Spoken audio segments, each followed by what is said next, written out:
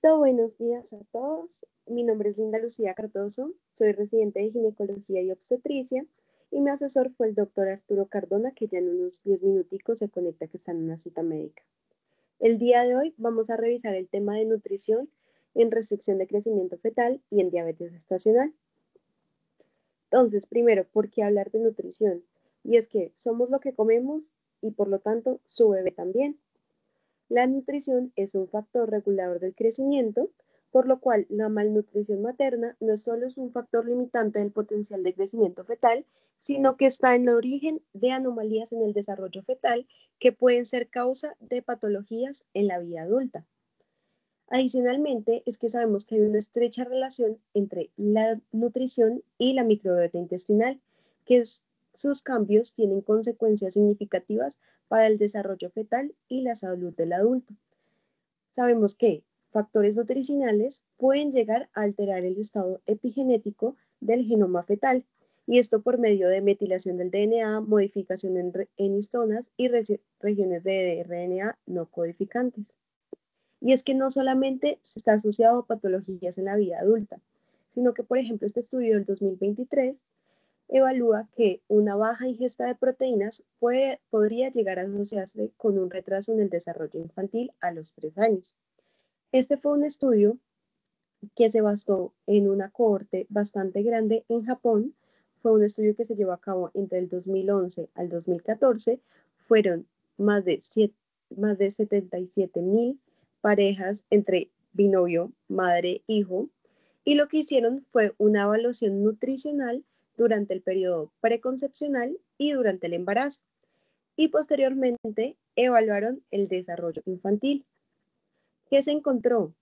Que una ingesta baja de proteínas estaba asociado con alteraciones en el desarrollo, como lo son la comunicación y la motricidad fina.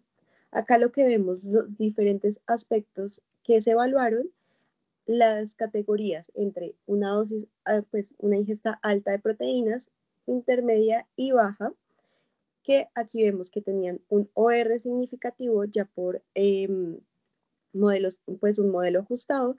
Teníamos una alteración en la un OR de 1,35 para comunicación y para motricidad fina. No se encontraron una asociación significativa con el retraso en la motricidad gruesa y con el desarrollo personal social, por lo cual se podría llegar a considerar que una deficiencia severa de proteínas en el embarazo podría aumentar el riesgo de retraso en el desarrollo infantil. Y adicionalmente es que la nutrición está muy ligada con la ganancia de peso en el embarazo. Y falsamente, como lo cree la paciente, es que la mayoría del peso se da, es para el bebé, pero el bebé únicamente es el 28,3% de la ganancia en el embarazo. La mayoría es grasa, después otros como sangre, el útero, los senos y otras partes del feto como la placenta y el líquido amniótico. Por eso mismo es que, según el IMC inicial que tenemos de esta paciente, tiene que ganar ciertos kilogramos, porque un aumento excesivo como bajo nos lleva a resultados fetales y neonatales adversos. Para esto traje un estudio del 2024, que fue un estudio de cohorte, fue el estudio de Araraquara, que fue realizado en Brasil entre el 2017 y el 2023. Ellos recolectaron 1.642 pacientes embarazadas menores a 18 semanas de gestación, y el objetivo era evaluar el impacto de la ganancia de peso en resultados fetales y neonatales. ¿Qué se evidenció? Que pacientes que tenían una ganancia de peso baja se asociaba a un riesgo mayor de presentar restricción de crecimiento, prematuridad, bajo peso al nacer, y que ganar más de lo recomendado se asociaba a un mayor riesgo de fetos grandes para edad gestacional y un APGAR menor a los 5 minutos. Entonces, ahora sí, ¿qué ocurre en la restricción de crecimiento fetal? Y es que sabemos que este feto va a tener hipoxia y un pobre suplemento nutricional, que va a generar una redistribución a los órganos vitales como el cerebro, el corazón y las glándulas adrenales, generando a largo plazo una disfunción estructural y funcional en los otros órganos. Y es que se ha visto que a largo plazo esto tiene una consecuencia cardiovascular, metabólica y respiratoria. Tenemos dos teorías que han intentado explicar esto. La primera salió en 1962 con el doctor Nell, que nos habla de un genotipo ahorrador. Y es que esto lo vio durante la hambruna holandesa. Y es que los sobrevivientes de la hambruna, después de esa escasez, tenían ¿No es mío o es de pediatría? Sí. Sí, es que es eso, espérate, para que no gastemos energías. Veamos si sí es mío. No es mío. Es con salud. Qué vergüenza.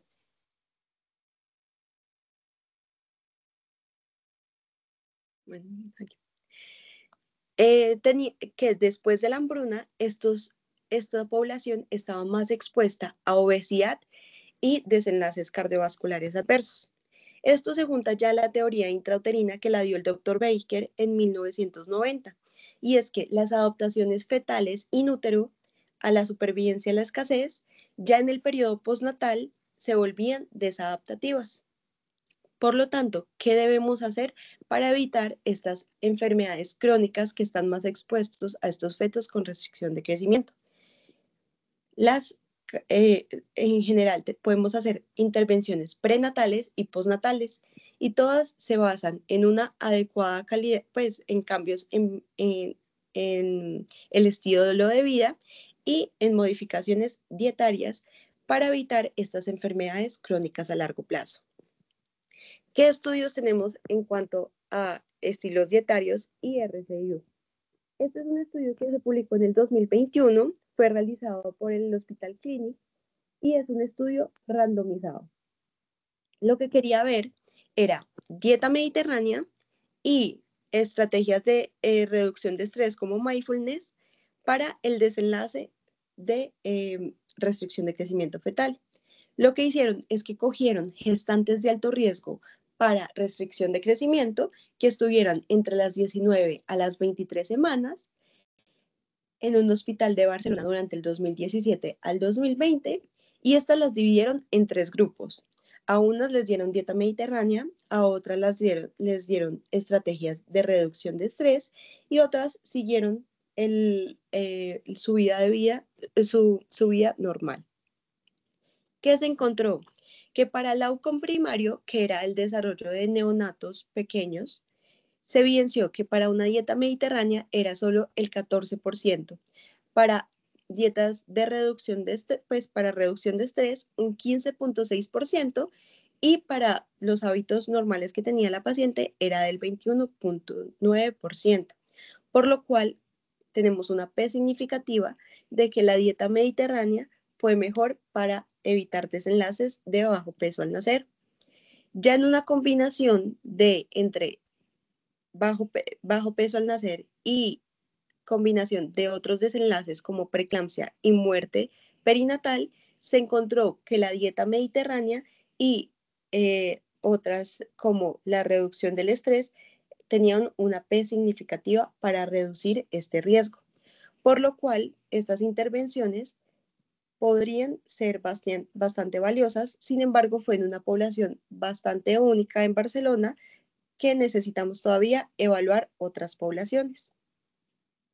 Este otro estudio es desde 2021 y lo que quería examinar es las elecciones dietarias y su relación con el índice inflamatorio y restricción de crecimiento fetal. Este fue un estudio prospectivo observacional. Lo que se hizo fue tener un grupo control y un grupo con restricción de crecimiento. Este era una restricción de crecimiento tardío que fue diagnosticado entre la semana 32 a la 38, y el grupo control, que eran pacientes sanas, que se realizó una evaluación dietaria por un nutricionista. Las pacientes tomaban evidencia fotográfica de sus comidas y el nutricionista calculaba el índice de inflamación dietaria.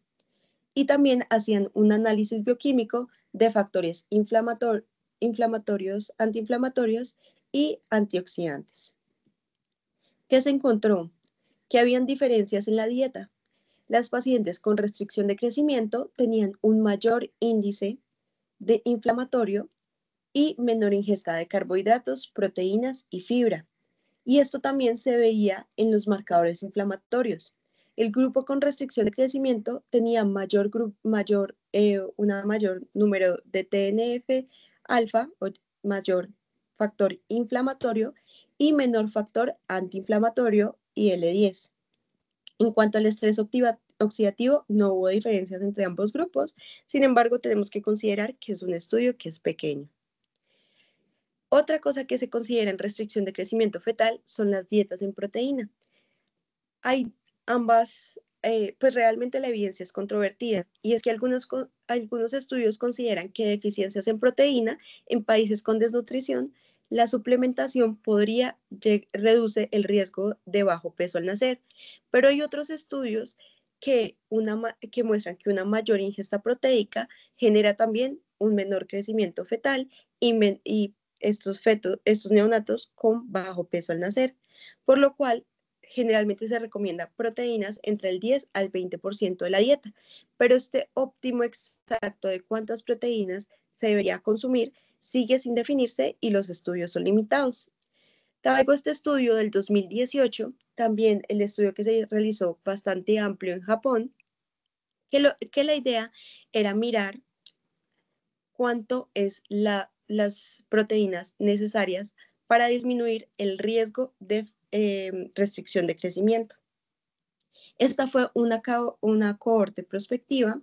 Participaron más de 9.000 mujeres japonesas con embarazos únicos y lo que se realizó fue un cuestionario de frecuencia alimentaria para saber la ingesta proteica, la ingesta energética total y la distribución de macronutrientes. ¿Qué se evidenció? Que al parecer, en cuanto a restricción de crecimiento fetal y ingesta de proteínas, parece seguir una curva en U. Es decir, que un menor consumo de proteínas en la dieta nos genera mayor riesgo de restricción de crecimiento, pero también una ingesta aumentada nos generaría un aumento del riesgo, por lo cual ellos definen un aproximado de un 12% del consumo dietario de proteínas para disminuir esta restricción del crecimiento. Por lo cual, en conclusión, para restricción de crecimiento fetal, la dieta mediterránea tiene un buen prospecto que necesitamos más estudios adicionales, pero lo que más podemos hacer es que esta paciente aumente sus proteínas sin ser excesivo y que mejore los nutrientes que está comiendo. Y en cuanto a diabetes gestacional, ¿qué sabemos? Primero, que las pacientes con diabetes gestacional tienen hijos que tienen mayor tasa de obesidad. Y es que se ha demostrado que hay un aumento del IMC en estos infantes y que tenemos una correlación entre la hiperglucemia materna y una mayor masa magra corporal infantil. También en cuanto al síndrome metabólico, estos infantes tienen mayor riesgo con un RR de 2.07, tienen mayor riesgo de diabetes tipo 2 y enfermedades cardiovasculares. Y en cuanto al neurodesarrollo, también se ha visto que la diabetes gestacional ha estado asociada al trastorno de espectro autista y sin otras alteraciones en el neurodesarrollo. Por lo cual, ¿qué debemos hacer en estas pacientes? Una adecuada dieta. Esto nos va a reducir la producción de especies reactivas de oxígeno, disminuyendo el estrés oxidativo excesivo y la inflamación de la paciente, nos va a reducir el riesgo de trastornos metabólicos maternos y nos va a disminuir el sobrepeso neonatal. Entonces, en cuanto a la ingesta energética, no tenemos pautas internacionales específicas para diabetes gestacional, pero se deben aplicar la misma que en un embarazo sin diabetes gestacional. Entonces, en cuanto a recomendaciones generales, el mínimo son 1.800 kilocalorías día o bien 30 a 35 kilocalorías por kilogramo. Eso sí, debemos evitar dietas muy restrictivas menores a 1.500 kilocalorías día y debemos aumentar según el segundo y tercer trimestre, según las necesidades de esta gestante. Entonces, en esta diapositiva nos queríamos detener un momento La idea es que tengamos un adecuado balance entre carbohidratos, proteínas y grasas. Entonces, en cuanto a los carbohidratos, la idea es que sea entre un 35 a un 45% de la energía total. La idea es que tengamos una adecuada calidad de carbohidratos y es que debemos preferir carbohidratos complejos como la avena, la quinoa, las legumbres, entre otras, y disminuir los azúcares simples como el pan y los dulces. Esto ya que al preferir los carbohidratos complejos, vamos a tener un índice glucémico bajo que nos va a generar un mejor control glucémico y nos reduce la inflamación. En cuanto a las proteínas, la ADA nos recomienda mayor a 71 gramos al día y la calidad debe ser principalmente de proteínas vegetales, por ejemplo el huevo, que es lo que más tenemos disponible, tiene 13 gramos, lentejas, tofu, entre otros, y debemos disminuir el exceso en carnes rojas. Ya en cuanto a las grasas, este debe ser entre un 25 a un 30% de la dieta. Debemos preferir los ácidos grasos como el omega 3 y debemos disminuir las grasas saturadas como la margarina, los fritos, el aceite de soya y de girasol. Y adicionalmente tener una adecuada suplementación de vitaminas durante el embarazo. Ya en cuanto a la distribución de las comidas, estas deben ser 3 comidas pequeñas a moderadas y tener refrigerios adicionales entre 2 a 4 pequeños para minimizar estas variaciones de glucosa postprandiales. Y debemos evitar los ayunos prolongados. Ya en cuanto a las dietas, la evidencia que tenemos en cuanto a dietas en diabetes gestacional, tenemos 2 estudios que me parecieron interesantes traerlos. Uno fue realizado en el 2017 y otro en el 2019. Ambos fueron estudios controlados randomizados y uno fue multicéntrico y que se evidenció, ambos decían que una dieta mediterránea nos disminuía el riesgo de desarrollo de diabetes gestacional. Ya a la hora de hacer el metaanálisis, vemos que la heterogeneidad es baja y ambos muestran con un OR significativo una disminución del riesgo de 0.65 con un intervalo de confianza del 53 al 85. Siempre que recomendamos nutrición, también deberíamos recomendar ejercicio. Entonces, 2 diapositivas pequeñas acerca del ejercicio en el embarazo, y es que les traigo las características de un régimen de ejercicio seguro y eficaz en el embarazo. ¿Cuándo debemos empezar? En el primer trimestre. La duración del ejercicio debe ser entre 30 a 60 minutos, con sesiones de 3 a 4 veces a la semana hasta diariamente. Y en cuanto a la intensidad de este mismo, podemos hacer un cálculo simple que es 220 menos la edad. Esto nos da la frecuencia cardíaca máxima que puede llegar la materna, pero la idea es que no llegue a este 100%, sino que se mantenga en un 60-80% de la frecuencia cardíaca máxima. El ambiente siempre se debe evitar exposición prolongada al calor y debemos finalizar el embarazo, pues finalizar el ejercicio según la tolerancia de la paciente. Podemos llevarlo hasta el parto. Debemos priorizar ejercicios aeróbicos de baja intensidad y ejercicios de fortalecimiento. Pueden ser como caminata, danza, bicicleta estática, natación, trote, y debemos evitar ejercicios que generen un calor excesivo y que se realicen en lugares donde haya bastante humedad, actividades de alto impacto que tengan riesgo de caída y traumatismo, y no se debe recomendar tampoco el buceo. Pero bueno, ya con toda esta información, pues realmente, ¿cómo hablamos en el consultorio de nutrición? ¿Qué podemos hacer? Y es que tenemos poco tiempo, tenemos una alta carga laboral, la información que tenemos del pregrado y de los posgrados en nutrición es bastante escasa y muchas veces ni siquiera nosotros mismos tenemos estos cambios alimenticios saludables. Entonces traemos una pequeña receta de 3 pasos que podemos implementar en la consulta del día a día. Entonces, primer paso, hablar de las emociones y de la saciedad, porque muchas veces la comida está asociada a esto mismo. Tenemos que decirle a la materna que debe masticar correctamente. Hasta que la consistencia sea tipo puré o compota, debe demorarse entre unos 15 a 20 minutos en cada comida. Y es que se ha visto que que cualquier cambio en el gasto energético de la masticación afecta la ganancia neta de la energía de los alimentos y que comer despacio es una estrategia eficaz para controlar el apetito y aumentar el gasto energético postprandial. Tenemos que comer comiendo y aunque esto puede sonar un poco soso, no debemos comer frente a pantallas o realizando otra actividad o mientras que se cocina o comer de la olla, sino que siempre comer de un plato y sentado. En cuanto a la saciedad, debemos esperar entre 20 a 30 minutos desde el inicio de la comida antes de servir más y antes de comer más, podemos hacer estos ejercicios como el estudio que realizó Clinic de mindfulness y reducción de estrés, que si queremos comer más, podemos hacer pues actividades como de respiración profundo 3 veces utilizando la técnica 4-7-8 y después utilizando este tipo de escalas que nos permiten clasificar y de cierta manera poner como poner que no sea tan subjetivo si quiero comer más o no. Estas escalas nos permiten ver si estoy poco lleno, satisfecho, hambriento, entre otros. Segundo paso, tenemos que decirle a la paciente que tiene que aprender a elegir.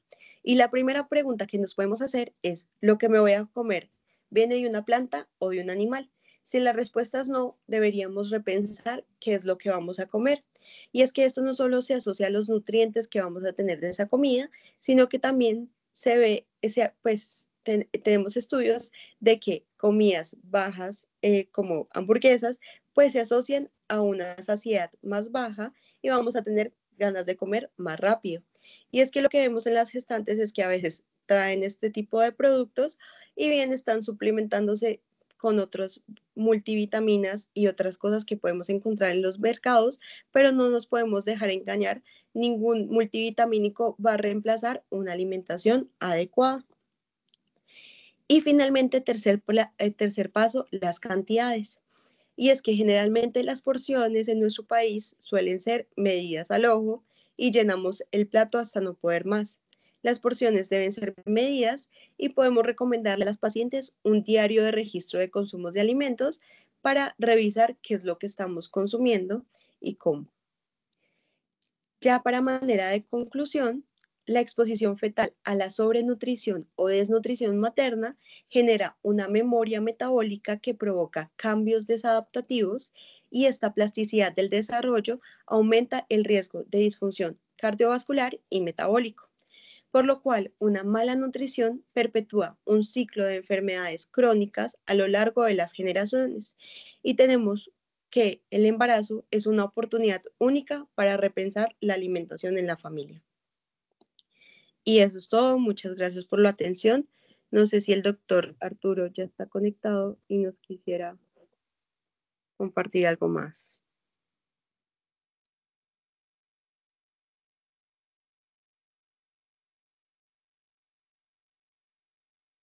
Doctora, tenemos una manito levantada. Hola, buenos días. ¿Sí me escuchan? Sí. Bueno, Linda, ¿cómo estás? Mi nombre es Gloria Martínez, soy la nutricionista. Muy chévere, me gustó mucho la forma del enfoque. Quisiera como hacer unas precisiones pequeñitas, digamos que basadas en la experiencia que que he tenido con las pacientes que me llegan aquí a la clínica. Cuando nosotras, esta parte pues como de la dieta mediterránea y todas esas cosas y todo, la dieta mediterránea pues está enfocada en disminuir carbohidratos, pero tiene carbohidratos, ¿cierto? Cuando me llegan las pacientes diabéticas o las pacientes con RCIU, muchas veces no, la gran mayoría de las veces diría yo, no alcanzaron a pasar por la nutricionista porque en la EPS las citas de nutrición son súper difíciles de conseguir. O la paciente prefiere ir a la del ginecólogo y no a la de la nutricionista. Desafortunadamente, a nosotras nos ven como el que le va a quitar la comida y lo más bueno y no sé qué, entonces los vamos a poner a sufrir. Entonces, a veces solamente están con el enfoque que ustedes les dan y son pacientes que me llegan con la dieta mediterránea, pero solamente con un pescado y ensalada, cero carbohidratos. Entonces, hacer dietas tan restrictivas, pues generan mucho más cantidad de errores. ¿cierto? Entonces, ahí la indicación es tratar de convencerlas que vean la parte de la nutricionista no como esa restricción horrible, sino como una forma de mejorar esa calidad de la alimentación que va a prevenir como todos los riesgos que podían desencadenarse en el embarazo. Entonces, es importante como mirar eso. Con relación a lo que tú dijiste, de lo de la diabetes estacional, bueno, mentiras, con RCIU tengo un caso puntual, y es que tuvimos una experiencia con una paciente que llegó de la EPS con una idea de que tenía que, con un RCIU tipo 1, que tenía que suplementar demasiada proteína. Entonces venía con módulo de proteína, con porciones de proteína, almuerzo y comida de más de 250 gramos y consumiendo hasta 6 o 8 huevos en el desayuno, porque le dijeron que tenía que mejorar la calidad de la alimentación, pero pues a ese extremo tampoco es tan recomendable. Entonces es muy difícil. Yo pienso que dentro de la angustia de la mamá, pues uno de mamá hace lo que sea por su hijo. Entonces usted hace todo el sacrificio y compra todas las cosas y hace todo, pero también es bueno como que ustedes que tienen en esa forma que les toca explicar los tipos de datos de crecimiento y todo eso, pues que sí me ayuden a mejorar la alimentación, pero que tampoco nos volvamos como tan extremistas y tan exagerados en muchas cosas, ¿cierto? Entonces, es como un llamado a que, y por eso está muy bien montada la charla, porque me parece muy bonito como la orientaste. Con las diabéticas, nosotros aquí en la clínica el protocolo está más o menos entre 1.700 y 1.800 calorías y organizamos los carbohidratos. Nunca, no me gustan en menos del 45%, lo trabajamos más o menos en el 60, 50 y 60% para poder dar como el aporte de calorías y ayudar como esa parte de ansiedad. Con relación a las proteínas, yo diría que esas proteínas, en ambos casos, en las embarazadas, uno se pega de las que más acceso tienen las pacientes. Entonces, trabaja uno, no hay necesidad de quitar la leche, el huevo se puede trabajar y usamos normalmente, digamos que en el común de las pacientes de las embarazadas, pues las carnes rojas por el costo están solamente 1 o 2 veces por semana. Se está trabajando más pollo y cerdo, en lo que se puede adquirir, digamos, como entonces sería como la recomendación de organizar como esas proteínas. Y tampoco es necesario, como me llegan algunas, que solamente sea pescado, que sea salmón, porque a veces solamente llegan todo el embarazo solo consumiendo salmón. Entonces es una combinación de las cosas, porque si retiro del todo las carnes rojas, pues también hay más riesgo de anemia y de déficit de algunas vitaminas. Pero me gustó mucho, te felicito, Linda, está muy buena la charla, y muy interesante la forma en que la presentaste. Mil gracias. Muchas gracias, Gloria. Hola, buenos días. Hola, Doc. Hola, ¿qué tal? Bueno, primero pues contarle al público que yo llegué un poquito tarde a conectarme. Yo conozco la presentación. Tenía pues un asunto personal por resolver, pero ya sé que Gloria, escuché pues parte de su intervención. Yo sé que Linda, al principio, cuando yo le hablé sobre preparar este tema, entró en temor, como nos ocurre a todos los médicos cuando tenemos que saber de nutrición.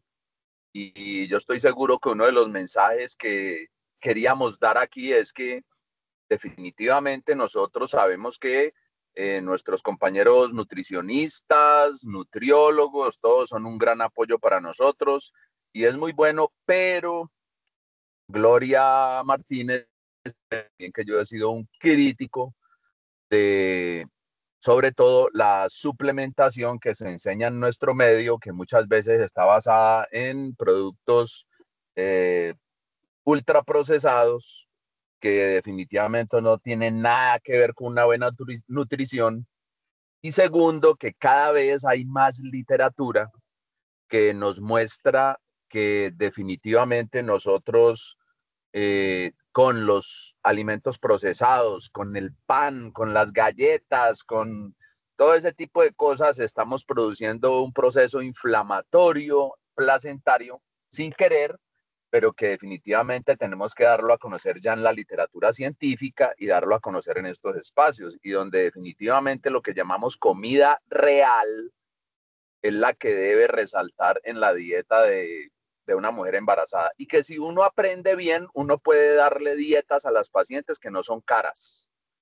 Respecto al pescado, claro, si uno recomienda solo salmón, pues eso hay muy pocas personas que pueden comprar salmón por lo costoso que es. Pero es que si yo le enseño a una señora de las que nosotros vemos, de bajos recursos económicos, a comprar pescado en la minorista o en la mayorista o en cualquier supermercado, uno debe aprender a enseñarle a las pacientes que no tiene que ser a punta de salmón, también puede ser tilapia, también puede ser la merluza, también puede ser unos pescados que son más asequibles, el mismo bagre. Entonces le van a decir, pero el mercurio, que no sé qué. Y habitualmente, hoy por hoy, ese tipo de alimentos que se venden en las cadenas o en los sitios que nosotros conocemos, por ahora, como en las grandes cadenas, pues no tienen ese inconveniente. Lo otro es en cuanto al huevo, que si uno le recomienda a la paciente comerse 4 o 5 huevos al día, pero uno sí debe enseñarle a las pacientes que definitivamente que si yo sé que voy a aportar 7 a 10 gramos de proteína, que es lo que aporta habitualmente un huevo, entonces si yo sé que le puedo decir a la paciente que se puede comer 2 huevos en la mañana y 2 huevos en la noche, pues puede ser una buena opción también desde el punto de vista económico para muchas pacientes. Lo otro es las lentejas, el frijol, el garbanzo. Nosotros los médicos tenemos que saber cuánto aporta eso en la dieta de una paciente. Cuánto aporta el coliflor, el brócoli, la habichuela, la berenjena, la lechuga, la espinaca. Nosotros estamos obligados a saber eso. Y estamos obligados a no dejar que la gente, sobre todo de bajos recursos, se gaste la plata en algo que no sirve, que son los productos ultraprocesados o esas leches que hablan, y no me da pena hablar de las marcas S26, Mamá, Casilán, todo eso, son un poco de productos que definitivamente solamente aportan calorías y producción de grasa en la paciente embarazada. Muchas gracias. No sé si hay alguna otra observación. Linda, ¿quieres hacer alguna otra observación? Gloria. Yo quería como invitarlos a que cuando tengan pacientes así, todo es el protocolo de la clínica, así establece pues que pasen por la nutricionista y tienen el recurso, ¿cierto? Entonces que cuando les ingrese una diabética, una hipertensa, una obesa, un bajo peso, todas esas pacientes pues usualmente las ve nutrición y nosotros cuadramos como la alimentación. Y parte así a veces no le entregamos todas las indicaciones escritas a la paciente, nosotros sí hacemos una educación cuando hacemos la evaluación. Y eso también le ayuda a corregir a la paciente, pues como los hábitos alimentarios, ¿cierto? Ahí tienes razón porque no dije yo las proteínas, digamos, pero yo puedo traer trucha, tilapia, todas esas otras cosas y organizar. Si yo no tengo sino para comprar huevo, pues nosotros cuadramos con lentejas, legumbres o leguminosas y las otras proteínas. Entonces, por eso es bueno que si llegan a la clínica, ustedes nos puedan hacer la remisión y nosotros hacemos parte como de esa educación para que la paciente pueda irse con una idea distinta de la dieta y la pueda llevar a cabo.